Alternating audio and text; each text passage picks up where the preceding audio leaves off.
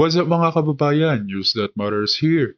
Dito sa video natin ngayon ay ating panonoorin o pakikinggan si General Macanas. Grabe ang balitang nasagap natin ngayon mga kababayan na pati ang bansang Russia na alliance ng China naghahanda sa posibilidad na giyera between China at Pinas. Naku naman po, na nakakatakot man isipin pero parang papunta na nga no sa giyerahan ang mangyayari, lalo na't walang ginawa ang ating presidente na pagkakaroon ng papayapang diplomansya sa dalawang naglalakihang bansa ng China at Russia. Naku naman po. Pero bago ang lahat mga kababayan, huwag niyo po sana kalimutang mag-like at subscribe para updated ka sa mga uploads ko araw-araw. At yun na nga no mga kababayan, nakakabahalang isipin na sa likod ng mga kontrobersya o balita na nangyayari sa loob ng ating bansa, walang kabali-balita no ang ating gobyerno sa kung paano sosolusyonan ang malaking banta na ito. Kung kaya naman ang tanong ng taong bayan ito ba ang gustong mangyari ni Marcos Jr. na tayong mga ordinaryong mamamayan mapulbos ng dalawang naglalakihang bansa habang sila ay handang lumipad pa ibang bansa? Grabe naman yan. Kung kaya naman hindi ko na patatagalin pa, heto na ang buong video. Magandang araw mga kaibigan. Itong pag-usapan natin ngayon medyo alarming, kaya lang huwag kayo matakot. Okay? Ang purpose ko na mag-vlog tungkol nito is para lalo tayong magdasal, lumapit sa Panginoon dahil with God, nothing is impossible. Okay? Tungkol ito sa threat ng giyera among superpowers, US, China, Russia, ganon, na maiipit ang Pilipinas. So again, Correct. kalmado lang. Let's put this in prayer, at the feet of our Almighty God. Ito, sa international news, Asian news, si Russian President Putin nagbigay ng warning in a televised address. So, seryoso. Nag-warning siya na magre-respond din ang Russia sa ginagawa ng US dito sa Pilipinas. Naku po. Okay, so, ito po yung televised address ng Russian President. Basahin ko yung remarks niya. Today, it is known that the United States not only produces these missile systems, but has already brought them to Europe for exercises, to Denmark. Quite recently, it was announced that they are in the Philippines. Ako, sikat na po ang Pilipinas worldwide. It has caught the attention of the Russian President. Hindi lang China ang naaalarma, pati na rin po ang Russia. Yung alliance yan mga kababayan no na magkakampi talaga mga yan. Kaya kung may mangyaring man sa China, talagang babakapan yan ng malaking bansa na Russia. Missiles na sinasabi dito ni President Putin, ito na po yung typhoon. Tawag nila typhoon, bagyo, malakas. Mid-range capability missile systems na mag-fire ng tinatawag Tomahawk missiles, S-26 missile. Malalakas na pong missiles itong nandito sa Pilipinas for the first time in US history na na-deploy dito sa Asia yung Typhoon missile system na yun. Naku po. Saan na ilagay? Nandyan na. Dumating po nung Abril. Balikatan exercise lang daw. Okay sana kung pang-exercise. Hindi naman ibinalik sa US. Iniwan naman dito sa Pilipinas. So, ano yun? Sinasabi ng iba na depensa daw natin. Depensa para in case na anong gagawin ng China sa atin, at least may panlaban tayo. Nako, Mm. anong klaseng depensa yan na?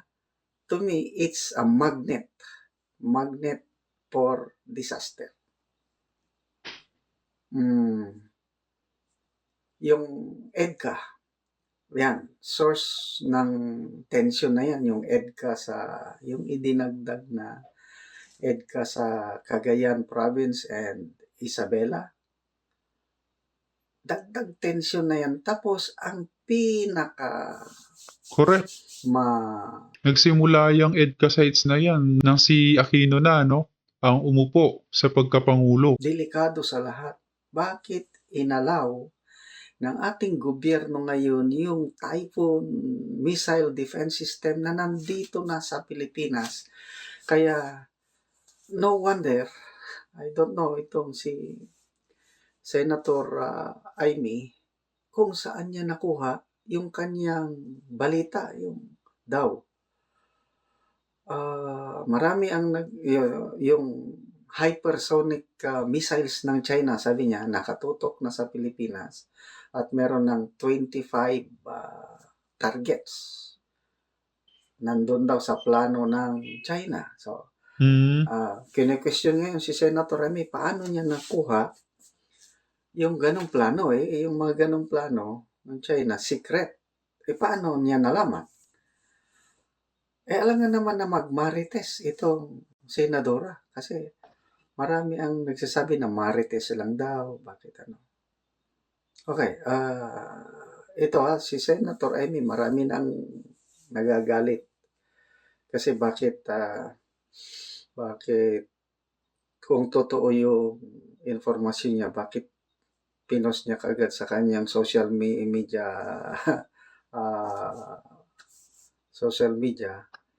bakit hindi niya direct na sinabihan ng AFP, sinabihan ng DND Correct. o yung kapatid niya. Ito, analysis ko lang ito, opinion ko lang. Baka sinadya ng China na i-leak kay Senator Amy yung ganong plano. Baka lang para ma-aware ang taong bayan na that's the consequence of allowing US missiles na nandito. Baka pakanayan ng China para maalarma ang taong bayan. Para kung takot ang taong bayan, para bang madagdagan ng pressure para alisin yung mga missiles na yun. Kasi, magnet for nuclear war, yung mga ganun. Hindi natin alam. Correct. Yung Typhoon Biglaan na lang. Missile system ng US, hindi natin alam, baka may laman na warhead o it contains nuclear capability. Ay sigurado ito na, magsama na, sabi ng Russia, mag-deploy na rin sila ng ganon. Kasi kung ano ang meron sa US, nandun din sa Russia. Mas maraming ang nuclear warheads, ang Russia compared sa US. Pinakamarami ang Russia. Ngayon, i-deploy nila outside Russia. Saan nila i-deploy? China, dahil malapit sa atin ang China. So, yun po ang kalagayan po natin na although sinasabi ng National Security Council na wala namang imminent threat of attack from China sa atin. Yun ang sabi nila. Sana nga, hindi. Tapos, maganda yung response ng US, ng AFP. Nakakausapin nila si Senator Amy para mapag-usapan na baka they will take it seriously. Baka nga totoo. So, kung totoo, ano ang response? Dadagdagan ng baka dadagdagan ng missiles. Kasi meron na tayong sariling missile, yung Brahmos o Brahmin galing sa India na. Nabili pa 'yun panahon ni PRRD, yung Brahmos na negotiate. Kaya dumating na lang Mm. ngayon bago.